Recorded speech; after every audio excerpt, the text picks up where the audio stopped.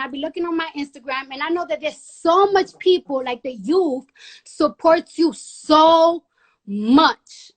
I know they support you so much. So when I see that you know, dropped out of the race and everything, I kind of know why, because it's so expensive. It's very expensive to run a campaign, and when things are not going, you know, the way that you want it to go, it's just like, hey, let me just drop it right now before we spend money on other things. And I was really upset because I keep telling the youth, and I keep telling my people and my supporters, like, it's like, you guys really have to go and vote.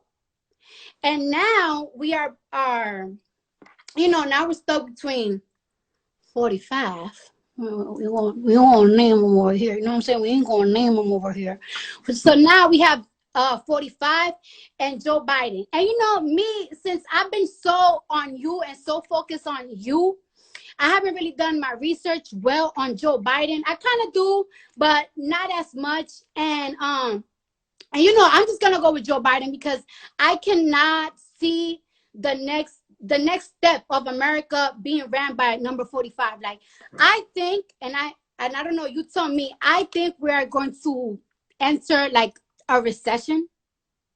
I really think that, you know what I'm saying? So many people are unemployed right now. And I feel like those people that are unemployed, not everybody's gonna get their job back when America opens back up. First of all, Bernie, let me tell you, when do you think America is going to open back up? When do you think that that's going to happen? Because there has been talks about America opening back up, number 45, and some governors there keep going back and forth. But the thing is that people are still dying and catching coronavirus. And as much as I want to go outside, because I want to be outside for the summertime, you know, I want to be outside, you know what I'm saying? But I just don't feel like it's safe to go outside. So when do you think? Do you got some friends in there that kind of know a little shine? Do you want to share to the world? Nobody knows exactly, and it will probably be at different times in different places in the country, and it will not be all at once. Nobody is going to turn on a switch and America returns to where it was. Right. One of the things that we're looking at, Cardi, is the kind of testing which will enable people to know, first of all, whether they have the virus or not. And if they have the virus, clearly they should not be going out and spreading the virus. Second of all, if they have antibodies, which will make them immune, perhaps, to somebody else giving them the virus. So we got a lot of work to do on that. Yeah. What you said a moment ago, what has to be said over and over again, a lot of people are hurting tonight. You know, a lot of people have lost their jobs. They're worried about how they're going to get food for their family, how they're going to pay their rent, pay their mortgages. And in Congress, some of us are trying to deal with those issues as well. Yeah. And like the jumps of deaths is crazy right now. Like right now, America really have the most deaths on coronavirus patients, victims. Like I think it's now 25,000 and it's more than that. 30,000 now. Huh? Yeah, we surpassed Italy. Yeah. Which is so crazy to me. And what I'm seeing, ways that they are preventing, I don't think that this will happen in America, because America, I love my privacy, but in Wuhan, ways that they are preventing people from spreading the virus is like they're controlling where are people going. Like every single time that people get out of their apartments, they have to, like, I don't know, do a certain type of scanning. Every time they pay for something, they do a certain type of scanning. So when somebody goes to the hospital with the coronavirus, they can detect where you got the virus, and they can advise you that you've been around a person that has the coronavirus. And that's what they're doing in Wuhan to prevent the virus. But I don't think that as much as I would like the coronavirus to start spreading, it's just, I don't know, that's just too much information on the people. And well, the balance here, and it's a tough one. Yeah. We have to stop the spread of the disease. Yes. And, you know, if somebody is in a room with a whole lot of other people, a whole lot of people can get sick, and some of them can die, and that we have to stop. On the other hand, you have a legitimate concern. We don't want to be having all kinds of information and, you know, on everybody in America. That's a violation of civil liberties. So how you get that balance is what we're kind of working on. But the Yeah. main thing right now is to stop the spread of the disease. The other thing is to make sure that if somebody is in the hospital, they get the care that they need, Yeah. that the doctors and the nurses have the protective equipment that they need. You know, we're losing doctors and nurses who are becoming sick, sometimes dying because they don't have the kind of masks and other equipment they need to protect themselves. Right.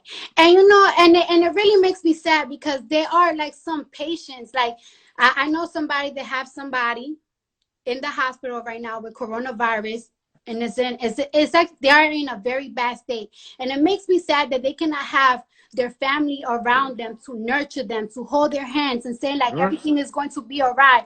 Like not everybody trusts doctors, not everybody trusts hospitals. Like you always want like somebody looking over. And it's really sad that some people like their last moments, they cannot even spend it with their families, which is something that is really sad. It's really heartbreaking. Hi, husband. Oh, that's my husband. He's so burning my husband. Sorry. And that's the type of things that, you know, it makes me sad. But right now, even though we are going through this coronavirus crisis, you know, people are still running. And I heard that you are endorsing now Joe Biden. And, you know, we're really now in the matrix. It's either Joe Biden or Trump. And one thing is, you know, a lot of people like the youth, they don't really rock with Joe Biden because he's conservative. But the thing is that, like, you know, I think Obama, right? I think Obama did like a smart move when he picked Joe Biden as his vice president, because that's how he got the conservative vote. And just because there's so many people that are liberal like me and are a little bit more open with things, a lot of these states are not. So I think that that's why, you know, Obama had Biden as vice president, and now he's endorsing him, and we're very excited to see that. I'm very excited, and I'm excited too that you're endorsing Joe Biden. And I will want you to tell my platform, why are you endorsing him? Like, why should we vote for him? Well, and a couple of reasons, spread for us to vote for Joe Biden? Okay.